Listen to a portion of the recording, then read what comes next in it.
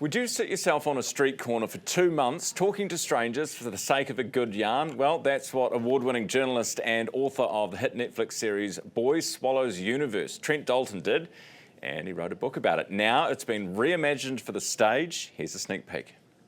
I want you to imagine this stage is another place. A place our sentimental writer will spend his days chasing love with me.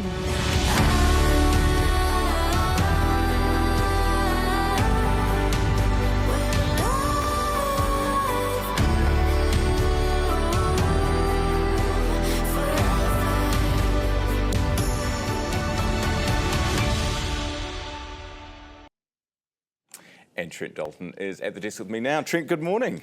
Thanks for having me. It's great to be here. Great to have you here. Where did you get this idea of sitting on the side of a road in Brisbane? Well, my best mate's mum passed away on Christmas Day 2020. It was in the heart of COVID. On her deathbed, she said to her son 2 requests. Can you please drink the 4X beer cans that are in my fridge? Classic Queensland request.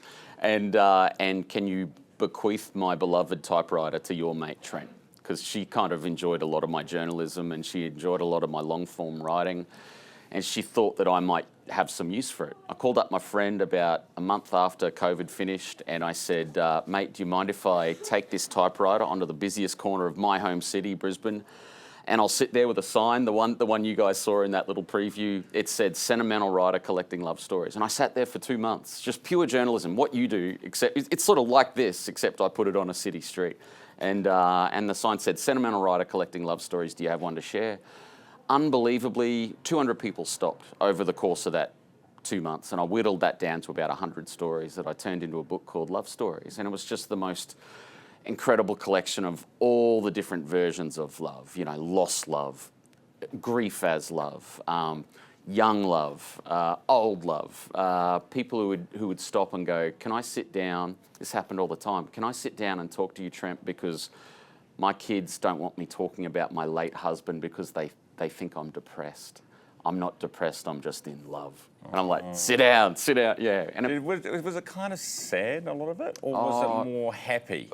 Sad, you know, the best version of sad is when sad becomes meaningful. So it's like, it's sad because you had something beautiful and it's now gone. So it's actually affirming in a weird way. That happened a fair bit. But there'd be the toughest Aussie blokes stopping and they'd be going, mate, I don't have a love story. And then I go, all right, well, just tell me about a girl you loved in your 20s. And then they'd just be weeping 5 minutes later. Yeah, it happens. You know, as a journalist, you're always looking for icebreakers. You know, you're looking for your way in. Yeah. You know, you'd be interviewing the Prime Minister or something. You're looking for that way in, that new way in. And love became the greatest icebreaker on that corner because it would just, you get into the heart of someone as they talk about their mum.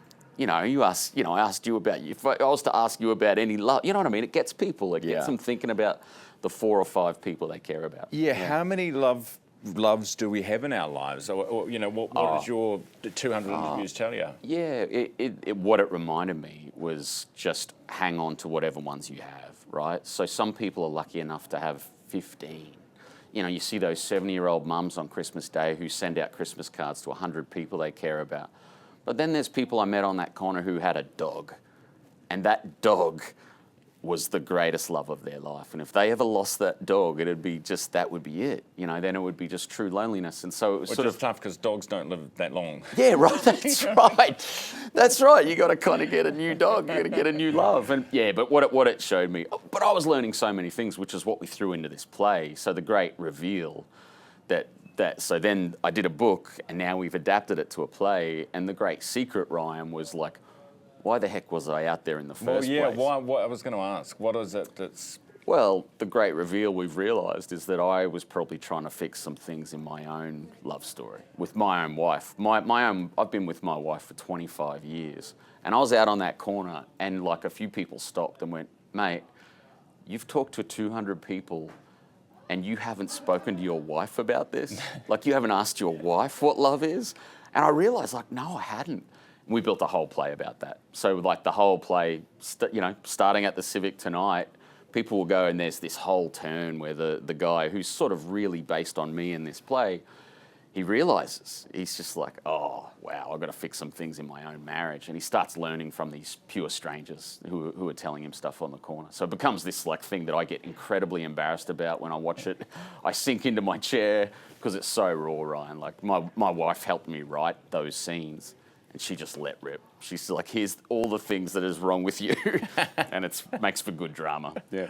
How did you, this is another stupid question, but you spoke to 200 people and then only 100 made it into the book. Yeah. So what about the other 100? That's not a stupid question. That's a great question. I really felt for him. And I got a couple of phone calls. People like, what was wrong with my story? Yeah. But what it came down to is, it's like you asked, I didn't want to have top-heavy sad stories. I didn't want to have top-heavy schmaltzy stories. I just wanted it to be a true reflection of life. So it was 100 very different stories that reflect all 100 different versions of love. Brilliant. Trent, we're looking forward. You said it's the Civic from tonight. Civic from tonight, yeah, Auckland Live. Thanks for, it's just the most amazing thing for me to be in this incredible city of Auckland and talking about love. So yeah, tonight, mate. Thanks, Ryan. Great to have you here, Trent.